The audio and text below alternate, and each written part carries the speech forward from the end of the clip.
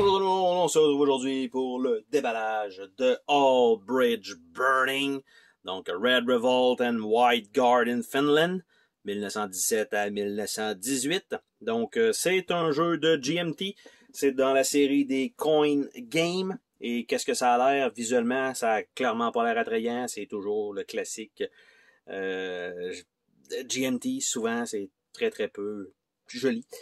Et en fait, c'est un jeu donc qui se joue de 1 à 3 joueurs, si je ne me trompe pas. Est-ce qu'on a ça sur le côté? Ici, complexité, l'âge, le scale. 1 à 3 joueurs qui inclut les règles complètes pour jouer en joueur solo. Donc, on peut aussi jouer à 2, on va dire, versus, ou même peut-être co-op, je me rappelle pas du tout.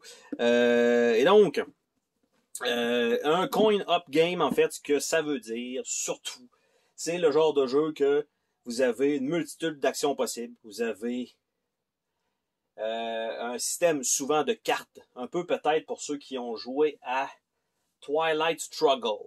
C'est un système de cartes un peu de cette façon-là, qui est utilisé dans ces jeux-là, que vous allez avoir une main de cartes. Il y a des cartes qui vont être plus efficaces pour vous, il y a des cartes qui vont être plus efficaces pour l'adversaire. Donc, vous devez peut-être les détruire, ne pas les jouer. Bref, vous voyez à peu près le genre. Et en fait, chacun, c'est un jeu asymétrique. Donc, chacune des factions a ses propres types d'actions. Donc, c'est sûr que pour des personnes qui commencent dans ces genres de jeux-là, c'est quand même relativement difficile, je veux dire, à comprendre. Que vous n'avez pas le même but nécessairement, vous n'avez pas le même objectif, vous n'avez pas le même score à atteindre pour chacune des factions. Chacune des actions font vraiment des choses différentes, même si c'est le même nom. Par exemple, c'est pas la même action qui se passe à l'autre bout. Donc, très, très, très complexe de ce côté-là. Et en plus, à chaque fois que vous faites pratiquement une action, il y a toujours 3-4 trucs qui vont changer sur la carte, qui découlent malheureusement de votre action. Donc, c'est quand même un jeu, un brain burner souvent. Et donc, All Bridge Burning, je m'attends à ce qu'il n'en fasse pas exception. J'avais adoré un Distant Plane, que j'ai encore ici, donc que j'avais trouvé excellent. J'ai Labyrinthe aussi, que j'ai eu de la misère un petit peu dans le concept. Souvent, c'est les mots qui sont utilisés qui viennent moins me chercher, mais Distant Plane était succulent. Donc, ça commence en fait avec un paquet de cartes errata. Donc, second printing, comme on peut voir dans le coin. Donc, c'est inclus dans les boîtes si vous avez acheté les premières versions du jeu. Donc, chose que j'ai attendue. Donc, première version du jeu, malheureusement, a eu quand même plusieurs erreurs. Il y a eu la possibilité, je crois, pour certains, de pouvoir commander ce truc-là. Donc, ça contient les chartes refaites, donc améliorer quelques cartes qui sont à changer aussi. Je ne sais pas si le printing est exactement pareil. Ce sera à voir dans un futur. Donc ici, nous avons donc les règles de jeu et nous avons aussi le playbook. Donc ça va ensemble. Ok, ça, c'est pour ceux qui n'ont jamais joué à ce genre de jeu-là, un peu plus complexe. Vous avez le playbook qui vous indique exactement comment fonctionne le jeu. Ça se lit bien souvent, mais il y a quand même des références à l'autre livre et juste lire les règles de jeu, on perd des concepts. Donc, ça prend vraiment les deux. Et donc, ici, on a, je dirais, 38 pages, sensiblement, 37 pages de matériel dans lequel vous allez avancer. Donc, une petite introduction, évidemment, pour l'historique de tout ça, qu'est-ce que vous allez devoir faire. Donc ça, évidemment, c'est pas nécessairement clair, mais ça indique quand même les opérations qui vont se passer. Vous allez en voir un peu les composantes, comment démarrer le jeu. Donc, il y a quand même beaucoup de texte. Mais souvent, ça vous indique, allez voir, ici, posez ici, et allez voir le 3.2.2, l'activiste, pour comprendre la prochaine section du playbook. Et donc, on s'en va dans l'autre livret, qui est le Rules of Play. Donc, ça, c'est vraiment juste les règles qui sont une à la suite de l'autre, tout le matériel. Donc ça, c'est très, très difficile à lire. Il y en a, une fois que vous avez compris un peu le principe des jeux de GMT, surtout les coin games, ben, ça va toujours être à peu près la même chose. Donc, vous avez tout ça, et là, ça nous a dit, bon, ben, finalement, le 3.2.2 est ici, l'activisme, et on a ça à lire. Une fois qu'on a lu ça, et qu'on comprend le principe, on retourne dans le playbook, et on continue notre lecture. Donc, ça nous permet de faire souvent je dirais un 3, 4, 5 tours de jeu. Donc, c'est quand même bien foutu. Moi, j'aime bien le format, mais c'est quand même lourd. Ok, on peut pas commencer à jouer dans 30 minutes. En fait, faux. On commence à jouer, mais on va lire le playbook ensemble. c'est pas, on peut commencer à jouer vraiment la vraie partie. Donc, on a 2 livres. Encore une fois, c'est un genre de petit papier pas super intéressant. Presque papier journal. Ça vient moins me chercher un petit peu. Par la suite, on a donc une feuille de punch ici avec plein de punch qui ne servent à rien. Donc, on a des contrôles. Tout ça va être placé probablement autour de la carte et on va devoir les déplacer à chaque action, chaque foutue action qu'on fait, mais je dis ça, mais c'est vraiment bien fait, vraiment très complexe et c'est là que le jeu est bien. Donc on a les rouges, donc avec chacune de leurs actions de commande, les activités spéciales. Par la suite, à l'intérieur de ça, on a donc on voit ici le Senna, on a Moderates, et on a les German Action, donc l'ordre dans lequel ça doit se passer. Donc on a ça. Après ça, encore une fois, les rouges, avec la même chose ici. Et de l'autre côté, encore les German Action.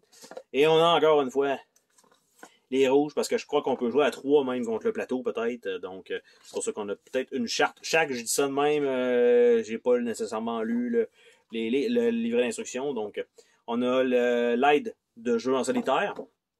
Donc encore une fois, quand même pas mal de texte. La séquence de jeu normale, donc avec les phases d'attaque. On a le plateau de jeu, qui est quand même normalement un très gros plateau.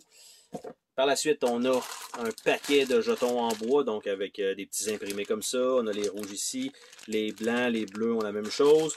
On va avoir quelques cylindres avec les mêmes symboles, donc pas besoin de sortir tout ça, mais vous voyez un peu le matériel.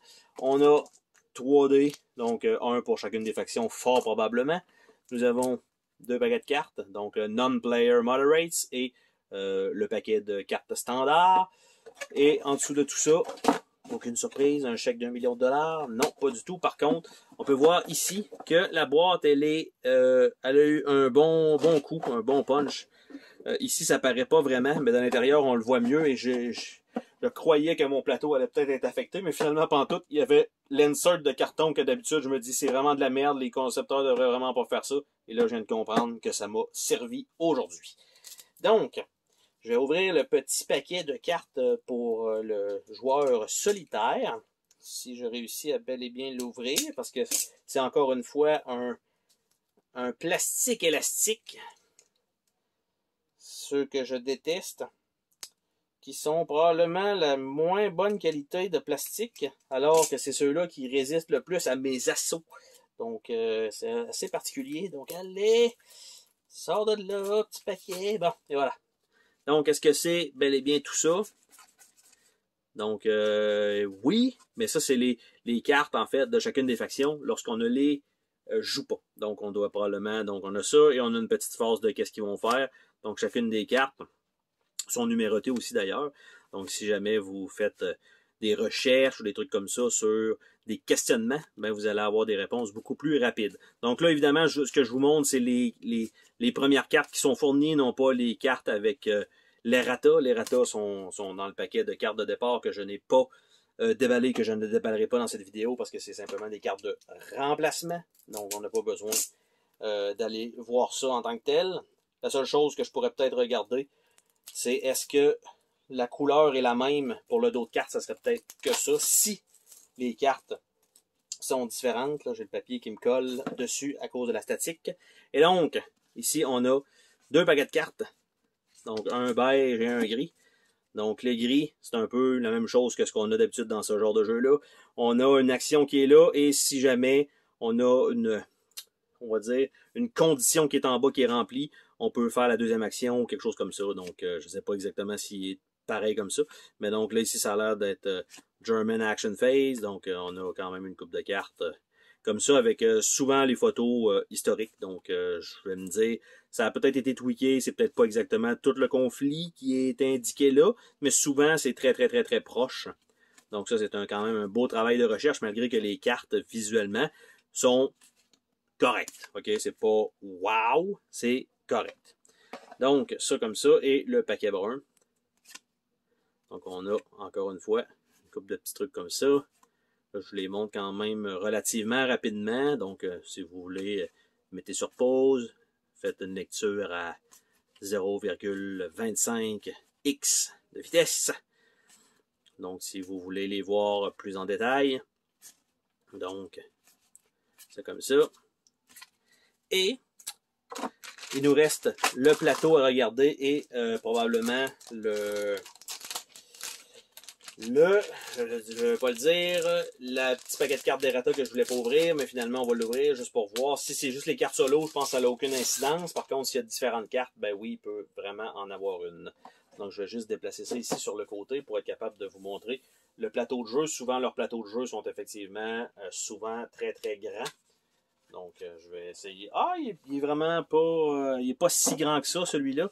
Donc, nous avons une charte en haut, ici, pour les forces les forces disponibles du Sénat, avec une charte en haut qui servir à calculer plein de trucs avec différents marqueurs qui vont être là. Donc, on a les forces ici, on a les capabilities, les prisoners of war. Donc, on a la carte elle-même avec des trains, des emplacements, on va mettre plein de cubes. Les forces sont dessus non contrôlées, est-ce qu'ils sont neutres? Par la suite, on a les forces moderates, available force, qui sont là. Par la suite, à droite, on a les forces, donc probablement les Russes, hein, donc qui sont là. Par la suite, on a la séquence de jeu, donc qui est là. On est les German, premier, deuxième, troisième German. Donc on peut prendre la ligne de commande. Après ça, on va avoir une commande, ou on peut prendre la commande et faire un event. Il faut choisir toujours qu'est-ce qu'on fait. Donc, avec une carte qui est jouée. Et en haut, ici, on a le Polarization Track. Je ne sais pas à quoi ça va servir, mais c'est quand même ça qui va être là. Et le Political Display qui est là. Donc, évidemment, pas de verso à ce plateau-là. Mais le plateau est quand même petit. Encore une fois, par contre, de très, très bonne qualité. GMT, d'habitude, lorsqu'ils font des maps en carton, comme ça, sont de bonne qualité. J'aime bien le printing qui est dessus. Un petit linen finish aussi, donc il s'organise pour que ce soit durable et qu'on puisse mettre quand même des jetons dessus, puis les slider, et qu'il n'y ait pas nécessairement de problème là-dessus. Même leur charte, ils ont un petit gloss, contrairement à leur, on va dire, leur carte et leur livre d'instruction. Et donc, ce que j'avais besoin de voir, c'est les cartes ici. Est-ce que c'est uniquement les cartes bleues dans le petit errata ou ce sont des cartes différentes? Et ce sont des cartes comme ça. Et donc, là, ce que ça veut dire, c'est qu'on n'a pas le choix d'aller voir, vu qu'il y a plus de cartes que ça en réalité. Donc, carte bleue, c'est assez proche. Je crois pas visuellement, rapidement. Elle est une petite affaire plus foncée quand même. Mais je pense que c'est pas trop mal. Par la suite, normalement, les blanches devraient bien aller, mais les blanches, c'est mieux. On voit pratiquement pas de différence, donc ça, c'est bien. Et les rouges, quant à elles, c'est assez proche aussi. Je vois pas vraiment de différence entre les deux, donc très très bonne chose. Donc, il y a juste la carte bleue qui est peut-être une petite affaire plus foncée dans le pack d'errata, mais écoute, c'est très très très minime. De toute façon, c'est lorsque vous allez jouer en solo, ou peut-être en coop, peut-être que c'est... Non, je pense que c'est vraiment en solo que ça va servir, donc je crois qu'il n'y a pas vraiment de truc spécial qui va vous donner réellement un avantage dans le jeu par rapport à ça. Donc on retourne le paquet de chartes, de jetons, de trucs, de livrets d'instructions, et le Errata Pack qui a quand même été fourni donc dans la boîte immédiatement et non pas être obligé de le commander de GMT. Donc c'était le déballage de All Bridge Burning. Bye bye!